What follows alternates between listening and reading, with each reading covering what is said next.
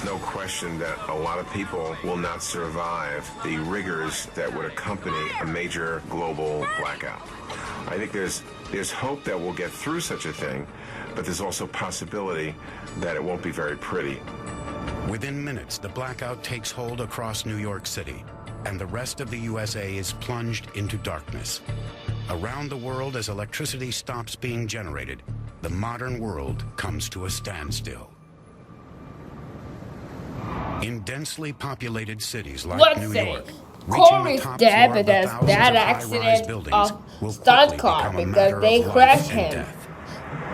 Well, I think it was an accident because I killed Cory.